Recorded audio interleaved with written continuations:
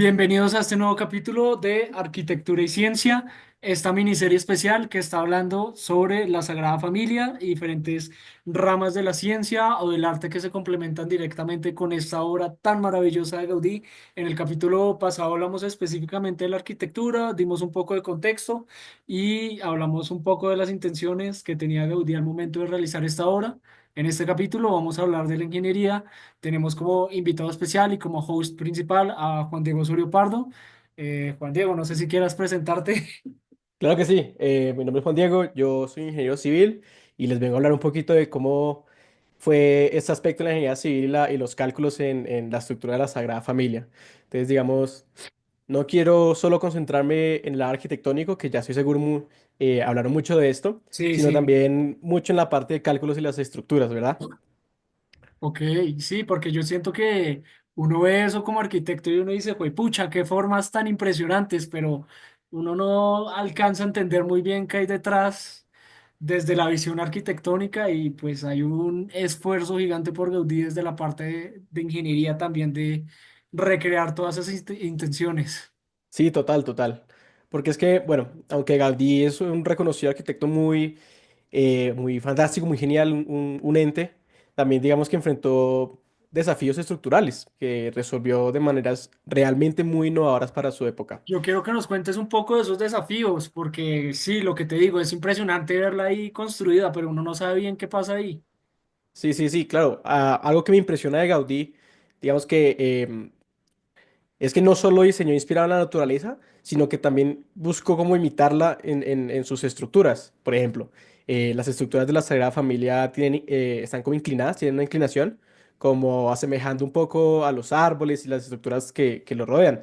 Ok, Digamos que esto le ha permitido o le permitió en la estructura distribuir las cargas de una manera muy eficiente. Digamos, la idea de este diseño se centra en que las fuerzas de compresión, digamos, eh, se fluyeran hacia las bases de una manera muy natural, sin necesidad de generar tensiones o tener que poner una estructura mucho más robusta en la parte de adentro, digamos, como utilizar arcos. Entonces, no tanto arcos, en lugar de utilizar arcos tradicionales, Gaudí optó por arcos hiperboloides, que ayudan a minimizar los empujes laterales y mejoran la estabilidad general de la estructura. Digamos que este cambio fue muy radical en su época y requirió un nivel de creatividad e ingeniería bastante impresionante. Imaginemos el reto que suponía trabajar con formas tan complejas en un tiempo en el que no existían las herramientas computacionales como las que disponemos hoy. sí, hoy en Bien. día el Revit te calcula todo, te calcula los Sí, total. presupuestos, te saca las tablas. En cambio, yo imagino en esa época un poco más arcaico, que pues obviamente no es arcaico porque sí existía todo eso y es mucho después, pero pues como por el decir que arcaico en el sentido digital, que no Sí, existían totalmente. todos esos como herramientas que facilitaban todos esos sistemas. Digamos que esto me lleva al siguiente punto, que es muy interesante el cómo lo hizo. Entonces, digamos, para realizar esos diseños, Gaudí utilizó un método bastante curioso, que son las maquetas colgantes. Entonces, digamos, estas fueron hechas de cuerda y sacos de arena Ajá. y pues como le dice el nombre, estaban colgadas, entonces estaban invertidas. Y estas maquetas invertidas mostraban cómo se distribuía la carga y de la manera más óptima para esta estructura. Entonces, lo que él realmente hizo era voltearlo. O sea, él lo vio colgando, cómo se distribuían las cargas y lo volteó. Digamos que este modelado era como un simulador, por así decirlo, Sí, sí, análogo, sí. y le permitió visualizar las formas más eficientes para soportar el peso de esta estructura. O sea, fue una ingeniería inversa. Comenzaron Total. desde atrás. Sí, súper interesante. Digamos que este enfoque no solo era ingenioso, sino también muy práctico. Gaudí podía ajustar las formas y las proporciones de la maqueta prácticamente en tiempo real y con la gravedad y todo esto se modificaba directamente. Digamos, viendo cómo se afecta la distribución de cargas, qué pasa si ponía un poquito más acá y allá. Hoy en día estas ideas se complementan mucho más con las herramientas modernas, pues con análisis de elementos finitos y un montón de cosas. Digamos que gracias a este software, los ingenieros actuales pueden validar y optimizar los diseños que hizo Gaudí y pueden asegurar que cumplan, digamos, con los estándares modernos. Y me parece muy fascinante cómo la tecnología moderna puede trabajar en tan perfecta armonía con una visión que estaba tan adelantada a su tiempo.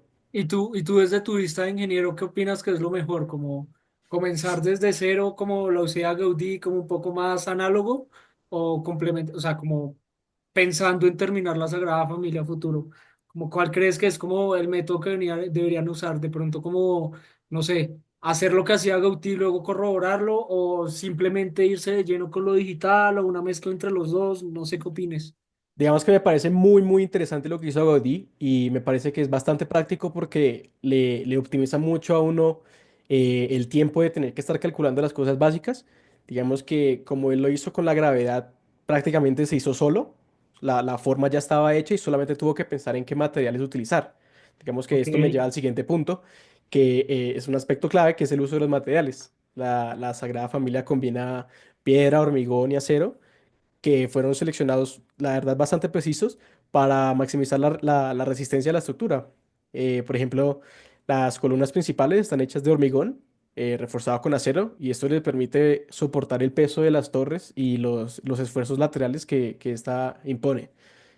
También digamos que tiene un uso simbólico porque pues esta estética, digamos que es la que le ha dado también en parte un poco lo famoso de esta estructura. Sí, el Y es color de la que Sagrada Familia, todo, la textura, todo, claro, todo, todo. claro. Digamos que cada tipo de piedra fue elegido tanto por la resistencia como por su textura y color para reforzar la idea de que la basílica pues, es un tributo a Dios, a la naturaleza, como que esté todo dentro del mismo espectro visual. Muy chévere, Digamos, muy chévere. esto me lleva un poco también al legado al legado estructural de la Sagrada Familia, y es que la Sagrada Familia es un ejemplo, digamos, casi perfecto de una colaboración entre la arquitectura y la ingeniería. Es bastante impresionante cómo un diseño del siglo XIX sigue siendo bastante viable y relevante gracias a los avances que tuvo en ese momento la ingeniería civil. Digamos, cada arco, cada columna es un resultado de un equilibrio bastante delicado entre la estética y lo funcional, porque pues no es necesariamente que hayan hecho los arcos por estética, sino que también son bastante funcionales y soportan bastante carga. De hecho, podríamos decir que cada detalle es una representación tangible de cómo la creatividad puede complementarse con la precisión científica y los cálculos. Sí, yo Para creo que mí, acá es el claro ejemplo de lo que hablábamos, del arte y la arquitectura, también del arte y la ciencia. Como que acá la arquitectura representa esa parte artística y tu parte ingeniería y te representa como esta parte un poco más científica, como cuantitativa, como sí, total. del lenguaje de las matemáticas. Y la Sagrada Familia es un ejemplo de que las dos simplemente coexisten y ya, o sea, se puede ser una misma. Sí, total, o sea, por la parte de arquitectura se preocupa mucho de la estética, los materiales, cómo se ve la textura y todo esto, y eso digamos que eh, representa el objetivo detrás de la estructura y da mucho de qué hablar que es bastante impresionante, pero también lo que yo quiero, el punto con el que quiero que se queden es que, digamos, los temas de las elecciones de los arcos, de los materiales, de todo esto desde el lado de ingeniería civil y desde cálculos y todo esto también da mucho de qué hablar y también es algo que analizar y, digamos, dar como gracias a este avance que tuvo. Para mí, esta obra no solo simboliza la innovación de su época, Sí. sino también cómo la creatividad y la ingeniería y la arquitectura, como todos los campos unidos, pueden superar límites de lo que antes no creería uno que es posible. La Sagrada Familia, como decía, el inicio no es solamente un edificio lindo, un edificio hermoso, sino es un testimonio de cómo la ingeniería civil y los cálculos y todo esto está también dentro del corazón de las grandes obras de la humanidad. Además, también nos recuerda que la colaboración entre disciplinas puede dar resultados mucho más extraordinarios que individuales. Ok, y una última frase, una última enseñanza, una última reflexión que tengas acerca de la Sagrada Familia, como en relación a ese legado del que hablas, como qué piensas que es ese legado aparte de la unión entre este tipo de ciencias, como más enfocado únicamente a la ingeniería civil como a tu rama, ¿cuál crees que es ese legado que trascendió Gaudí? Digamos que la Sagrada Familia desde una nueva perspectiva permite apreciar mucho su belleza y también el trabajo que tuvo detrás la ingeniería civil que la hace posible es mucho más que una simple construcción. No es una construcción solamente pensada para soportarse, sino es una construcción pensada para mostrar de qué se puede hacer, para alabar, para hacer una estructura que uno pueda analizar con mucho detalle. Digamos que es una combinación muy perfecta, digamos, un claro ejemplo de la relación y la combinación entre arte y la ciencia. Digamos que reflexionar sobre eso también nos inspira un poco a valorar cómo la ingeniería puede ayudarnos a materializar Sí, sueños sí, que sí, uno creería son imposibles. total.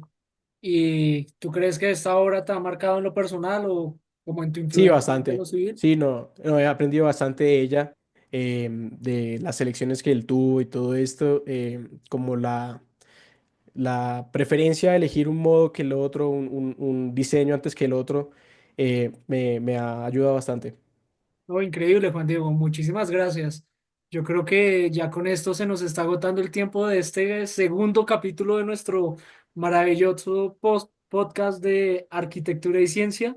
Entonces, pues, muchas gracias por la intervención, por explicarnos un poco más a detalle ese tema de la ingeniería y la Sagrada Familia, que creo que a todos nos maravilló un poco entender cómo todo el proceso detrás y cómo esto influye en la forma y en la función.